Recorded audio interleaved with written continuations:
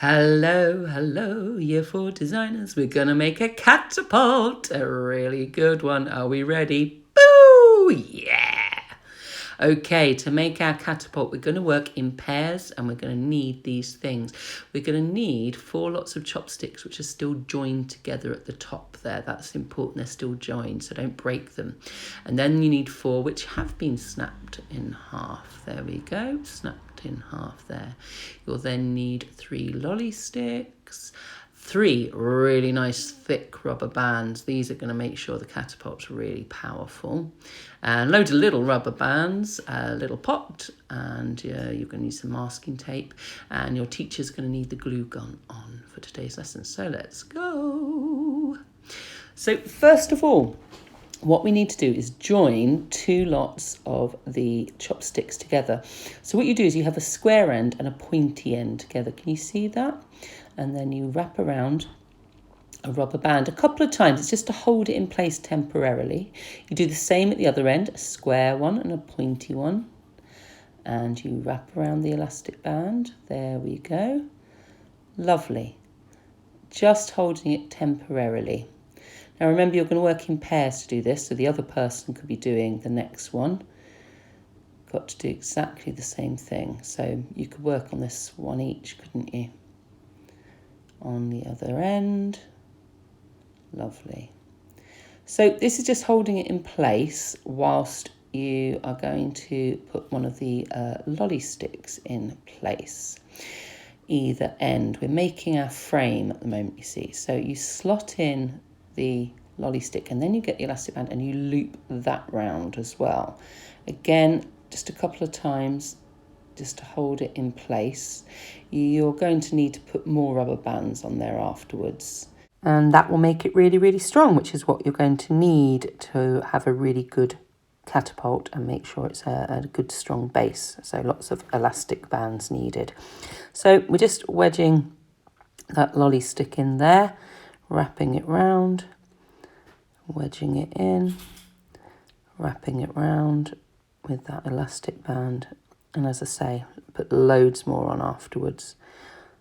The better you have this, the stronger you have this now, the stronger your catapult will be later.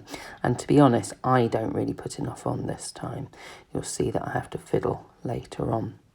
So it's really worth doing, getting those elastic bands on good and tight and proper. Okay, so we're moving on now. A little exciting bit. This is where we're putting on the giant thick rubber bands.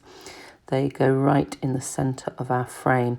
And you can see when I put these on and make it tight that it sort of bends my frame. So it's really not enough elastic bands holding it there.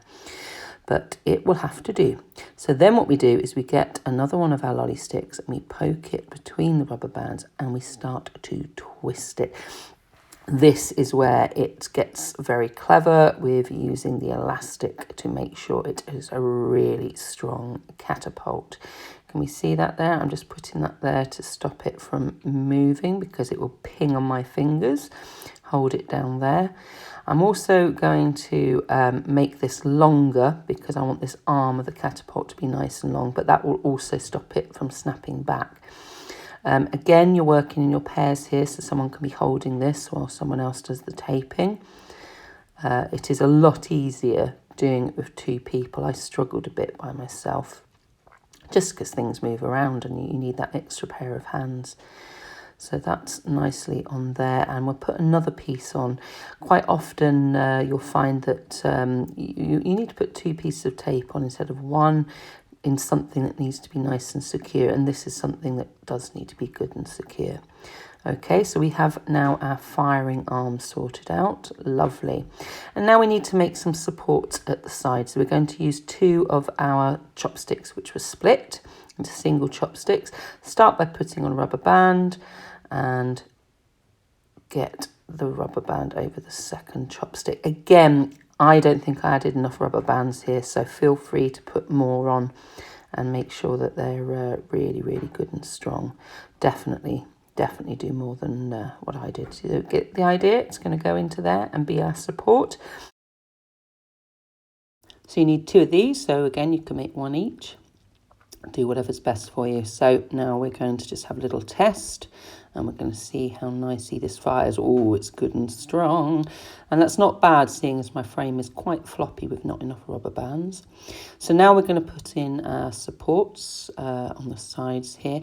And we need to lift it up off of the ground, because the bottom of the arm, the firing arm, will get caught on the ground if it's not off of the ground, if you see what I mean. So we just attach one there. Again, I don't feel I use enough rubber bands, so you feel free to rubber band crazy, go for it, that would be good. There we go, we've got one side on, put the other side on now.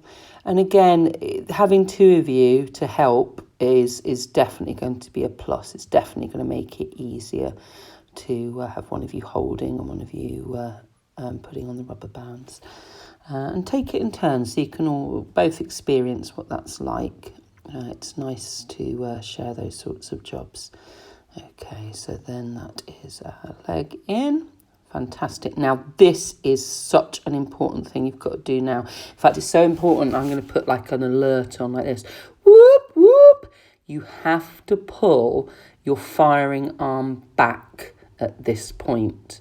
It has to be pulled tight, okay? And I'm going to secure it with a rubber band to keep it out the way. If you do not secure it down at this point and pull it back, it's not going to actually fire. You've got to do that before you put this middle support in, otherwise it won't work at all. Okay, I'm going to just do that. Whoop, whoop, again, just remember how important it is. You've got to pull the firing arm back at this point. Now, we just go on to secure our middle support. This isn't just a support, because it's also what the firing arm pings up against as well. So again, you want this to be as strong as possible. I only used one elastic band on here, so you'll probably want to use more, because you can sort of see how mine pulls in a little bit and things, because I haven't got quite enough elastic bands on. So just straighten it out if it's a bit wonky and you'll be okay. And now it's time to put on a little pot at the end. Now your teacher's going to use a glue gun to do this bit for you. This is very hot glue, you don't touch it yourself. Teacher just puts a blob on and you can stick it on your firing arm at the end there. And I'll just say again, do not touch the hot glue gun. It is hot and will burn your fingers. Okay, we are ready to play, my friends. Let's release our catapult. Let's see how strong that arm is. Ready? Ping! Oh yes, that's good. Now it's time to play. We could go.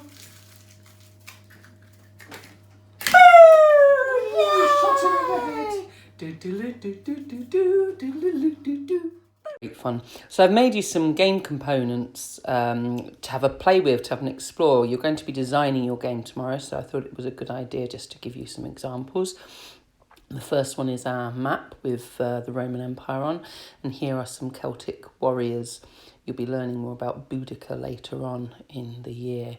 So here we go. We've got our little warriors cut out, or perhaps they are worried. You bend over the bottom so they stand upright. Give it a wiggle. And then you can see that we can fire things at them, and that's the idea, to knock them down.